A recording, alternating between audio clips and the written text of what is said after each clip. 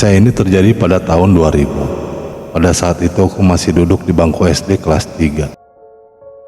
Saat itu aku masih polos dan bahkan aku tak begitu percaya dengan hantu. Tapi suatu ketika saat dimana di kampungku ada acara hajatan pernikahan, anak-anak di kampungku keluar rumah dan bermain di malam hari hingga larut. Waktu itu kami memutuskan untuk bermain petak umpet, atau di kampung kami biasa disebut ucing sumput. Kami berjumlah 10 orang dan dibagi menjadi 2 kelompok yang berjumlah 5 orang. Cara bermainnya adalah satu regu bersembunyi dan sisanya mencari. Singkat cerita, saat itu regu kami kebagian mencari regu yang sedang bersembunyi.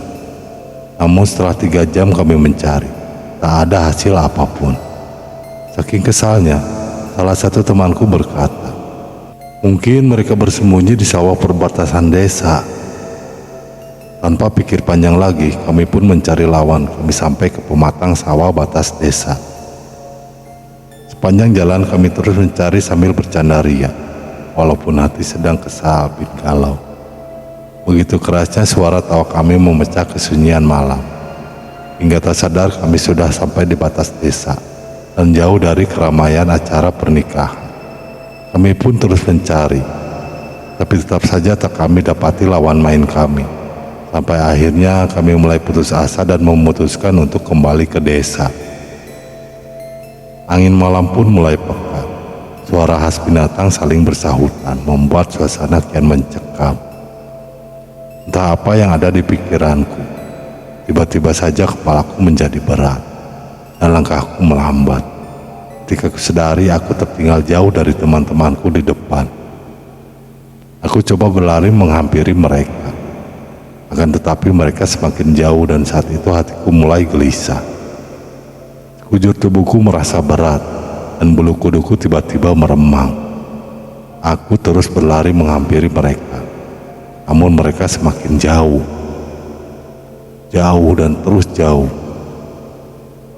Aku pun semakin panik. Sesampainya di desa, tepatnya di ladang sawah, aku pun menghentikan langkah cepat. Tarik napas ini dengan susah payah sambil menundukkan kepala dan memegang kedua lututku. Sejenak kemudian aku pun melanjutkan langkah kecilku. Tapi aku merasa ada yang mengikutiku dari belakang. Aku tak berani menoleh ke belakang. Kupaksakan terus berjalan hingga saat aku masuk ke tengah desa. Pikiranku menjadi kosong dan kepalaku semakin berat. Tanpa sengaja kepalaku menoleh ke kanan dan melihat sebuah rumah kosong milik warga yang sudah lama ditinggal oleh pemiliknya. Karena rumah tersebut tak berpintu, walau situasi dalam keadaan gelap dan hanya diterangi oleh cahaya bulan, namun mataku cukup mampu melihat kondisi di dalam rumah kosong tersebut. Di dalamnya aku dapat melihat sebuah cermin besar berbentuk bulat yang menempel pada dinding. Di sini aku melihat keanehan yang terjadi. Aku melihat cahaya putih berbentuk lingkaran di dalam cermin tersebut.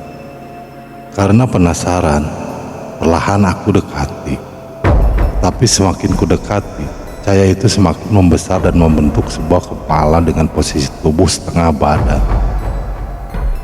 Dan yang membuatku terkejut, tiba-tiba muncul kuncung berwarna putih di atas kepala tersebut, seperti layaknya pocong. Ketika aku terkejut dan mulai berlari sekuat tenaga ke arah keramaian acara pernikahan sambil berteriak, "Pocong! Ada pocong!" Sampainya di tengah keramaian, salah seorang bapak parubaya menangkapku dan menahan laju lariku. Beliau bertanya, apa yang terjadi? Akan tetapi mulutku terkunci, tak mampu berkata-kata. Dengan pandangan kosong dan wajah yang pucat, aku pun mulai dijampi-jampi. Dan akhirnya aku bisa bicara. Lalu kuceritakan semua yang terjadi. Teman-temanku pun menghampiriku. Ketika aku bertanya kenapa mereka meninggalkanku, mereka menjawab, "Lu yang kemana aja?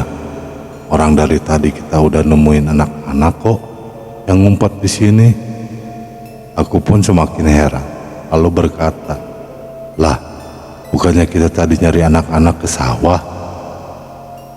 Mereka pun menjawab, ke sawah. Orang dari tadi kita nyari di sekitar desa kok. Sejak saat itu aku pun mulai percaya adanya hantu, dan aku jadi jarang main di malam hari.